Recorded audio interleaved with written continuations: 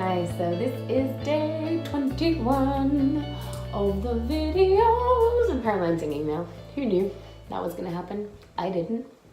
So day 21, this one is about the way that we use our time and the fact that we should wake up early.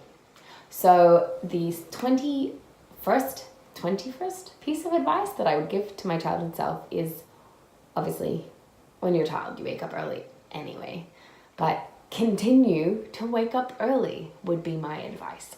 Never stop getting up early. I think I was working in a cafe one time, and actually this was really recently, and I was just really quickly talking to a customer, and they said something to me I will literally never forget, and it is probably the only reason I feel like I was actually meant to work there, was to hear this one thing. Was this person said, if you can, we were talking about the fact that I hadn't woken up that early in a while. I was on a 6 a.m. shift, and it was just the most beautiful thing that morning. It was incredible. I was blown away. It was the sun rising over the ocean. It was just the most spectacular thing I think I had seen in such a long time. There's something about that time of the morning when just the light in the morning like that is just so beautiful. Anyway, we were having a quick chat about this, and he was like, well, if you can, the thing he said, the quote was, if you can wake up for someone else, so for an employer, for a boss, for something to be at early on a weekday, you should always wake up early for yourself on a weekend. And I just was like, that is the best advice. So good. It's so good. And it's so good because when I was kind of in high school and like once I left high school, like I didn't have to be up at a certain time anymore. I didn't have to be at school. Like I had to go to my classes in university. And of course, when I had to go to work, but other than that, I didn't have to be up at a certain time. And like even in school, like on weekends, I was waking up early because I had to go to school events or I had to do this or whatever. But really once I finished, or like my dad would wake me up, and so I had to be up and out and early. But once it came down to me waking up, no one was telling me what to do. So I just was like, oh, I get to sleep in. Yeah. And I went through this big period, of course, that I think a lot of people do, where I was going out the night and I was drinking and I was partying and I was doing all these things, being a little night owl and just staying up for the sake of staying up. And you know what, like I also don't discount those years, but there and some moments I wish I could hold on to and say, yeah, stay up some nights. But consistently every weekend, spending my nights drinking and then waking up feeling sick and nauseous and wasting away my day feeling blah, just to have a good time at night. I spent a lot of years doing that, and I think there's a time and a place for it. But there was a lot of time that I feel like I just did not connect to myself. I spent a lot of time in bed when I could have been, connecting to myself and connecting with friends and family and getting fitter or doing things for my health. And I don't know, learning these 30 things. Like I could have been using that time to discover this stuff earlier. And so I think that actually when you have goals to work toward and getting out of bed early in the morning for yourself, I think is so important. It just really sets the tone for your day. If you're getting up early and you're getting things done before, a lot of people sleep in on the weekends. And if you get up early and you get a lot of things done, you feel like any time that I've ever woken up at like 9 on a weekend, the day just goes like that. But any day I get up at like 6 or 7, or usually 6. If I get up at 6 on a weekend, I have such a good weekend because there's so much more time. I've gained another potential 6 hours on between the 2 days. And I realize that you just use that at a different part of the day. But once 6 o'clock, 7 o'clock rolls around, I'm usually inside making dinner, and then I'm just sitting down in my room, in my house, and yeah, maybe being productive. But that's time I could spend, being outside, seeing the sunrise, and that's on the tail end of my day. There's a difference in having the time, like where you have your time and how you set up your energy for the day. And if you're starting late and you're kind of diving in halfway, there's a totally different tone to the day. This is just all my belief. It's all my belief, but it's just what I've come to see to be true. And I think, I wish that I had spent a lot more of my years waking up early. Now that I do try to wake up earlier on the weekends and go for a swim in the ocean or go for a walk, or even if it's waking up early to do my gratitude and my, journaling and doing some goal setting, and maybe it's just sitting there listening to a really good podcast, sipping on coffee and having a really nice leisurely breakfast. I love breakfast. It's like the best part of the day, I'm pretty sure.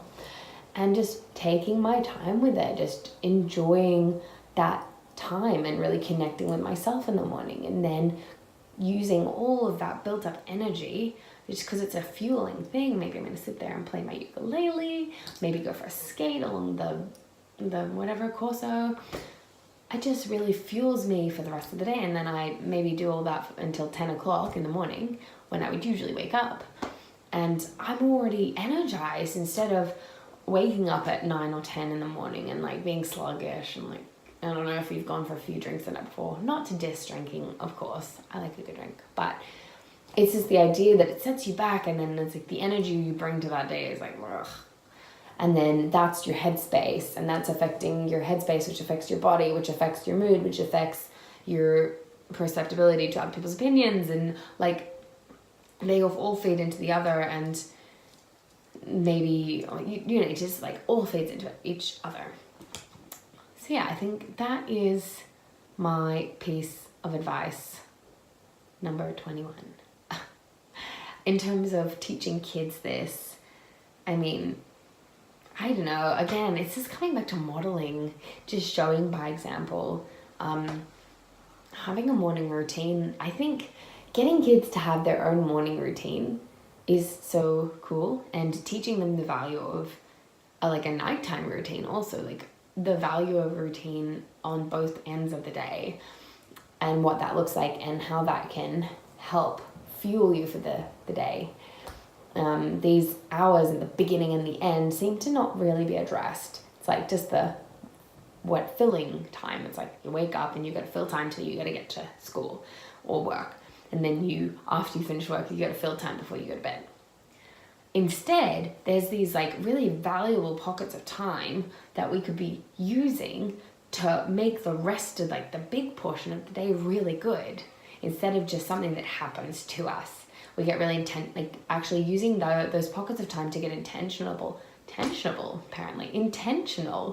about how you spend the other 8, 9, 10 hours of your day. I just really see huge value in using those bits of time that are actually being viewed as just filling time or time to be whatever. It's not really things you think about. It's like, oh, that's when I can squeeze in some social time, or that's when I'm gonna watch my TV show. And you know what? If that calls to you, do that. If that's in your highest calling, do that. I've recently been watching Kidding with Jim Carrey, and it's so good. I 100% love watching that. It fuels me. But if I sit there and watch, I don't know, other things that just numb my soul, it's not fueling me. So it's just filling time. There's a difference. And you can watch things intentionally or enjoy things intentionally. And sometimes you just hang out with people for the sake of it, or you go for drinks for the sake of it, as opposed to I'm going to go and I'm going to have dinner and drinks with my friends, and I'm going to have 1 glass or 2 glasses and really enjoy them, instead of just throwing them back for the sake of it. Why not have another one? Instead of going, okay, I'm gonna go and have a few drinks, but I know that tomorrow I want to wake up at 6 a.m. still. And I want to feel good when I wake up, because when I feel good in the morning and I get up and I do my routine, that sets me in a good intention for the day, which sets me off for a good week, which sets me off to get my shit done, that I'm working toward my dreams, my goals, my desires, my wants, and it makes me show up as a better partner, as a better friend, as a better worker. It feeds into everything. So I really do see huge value in waking up early, and it seems so insignificant and silly, but I think there's huge value in it, is wake up earlier. I've been doing these calls for the last 6 months. I've talked about it a few times, and in LA, which is where that time zone, the Pacific time zone, it's for 6 a.m. in the morning, and I was like, yeah, that'll be awesome. I'll wake up at 6 a.m. But it's because I'm in Australia now, it's actually 1:30 in the morning. So I've been going to bed at 8:30 to wake up at 1, to go back to sleep, to wake up at 6 or 7. So I am so excited for next year when I'm so grateful for the calls, but I'm excited to wake up when I've slept the whole night. So being able to wake up early and have a full 8 hours of sleep uninterrupted seems like a dream for me. That seems like a really cool goal for my next year. And for me, it's just I have an app, the little Apple app, the Apple thing on your iPhone. It's got a little, and you map out your 8 hours, and 8 hours is a good amount of sleep. If you get your 8 hours, it's not just 8 hours for no reason. It's 8 hours because it's good for you. And if you get a good 8 hours sleep every day, you're refueling your body, and it's what time do you have to make sure that you've had dinner, to make sure that you're getting in bed, to make sure that you're going to actually be sleeping by a certain time, which is going to set you up for a good intention for waking up early. Because if you're getting to sleep really late and then you're just cutting yourself off from sleep and waking up early, that's not going to energize you either. So it's really focusing on, I would say, getting up early, but also you got to focus on the other pocket of time to make sure that that's going to happen. Getting intentional with the 2 pockets of time, beginning and end. The sandwich to the good day. The good day sandwich? I don't know, I feel like there's something in that. The sandwich routine? Are we gonna call it the sandwich routine? I don't know. I don't think so. It could be the code name. The sandwich routine. No, I'm going a bit batty. I'm just really excited, okay? Anyway, that is the 21st piece of advice, is get up earlier and go to sleep earlier. Getting intentional with the way we use the time, the beginning and end of the day. That is the advice of this day. And with that, I bid thee adieu. Apparently, we're going into Shakespeare. I need to turn this off before some more weird things happen. I'm sorry.